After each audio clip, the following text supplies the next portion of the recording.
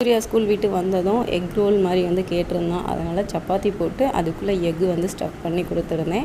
So remaining chapati வந்து இருக்குது. அதனால் நைட்டுக்கு வந்து சாம்பார் சட்னி மட்டும் ரெடி பண்ணிவிட்டு ஒரு 7 o'clock போல் வெளியில் போயிருந்தேன். வெஜிடபிள்ஸ் கிராசரிஸ் கொஞ்சம் வாங்க வேண்டி இருந்துச்சு. ஸோ வாங்கிட்டு வந்ததும் கையோட எல்லாத்தையும் அதோட ப்ளேஸில் வந்து அரேஞ்ச் பண்ணி வச்சிட்டேன். நைட் டின்னர் முடிச்சதுக்கப்புறமா சிங்கில் கொஞ்சம் பாத்திரம் இருந்துச்சு. அது எல்லாத்தையும் வாஷ் பண்ணி வச்சுட்டு கையோட அடுப்பு அதுக்கப்புறம் கவுண்டர் டாப் எல்லாத்தையும் சும்மா லைட்டாக மட்டும் வெட் பண்ணி தொடச்சி எடுத்துக்கிட்டேன். ஒரு சிஸ்டர் வந்து பீட்ரூட் வந்து ஸ்கின் கேருக்கு எப்படி யூஸ் பண்ணுறீங்கன்னு கேட்டிருந்தாங்க. ஸோ நைட் எல்லா ஒர்க்கும் முடித்ததுக்கப்புறமா ஃபேஸ் வாஷ் பண்ணிவிட்டு ஸோ ஒரு க்யூப் மட்டும் இதிலேருந்து எடுத்து ஃபேஸ் ஃபுல்லாக வந்து அப்ளை பண்ணிக்கிடுவேன்.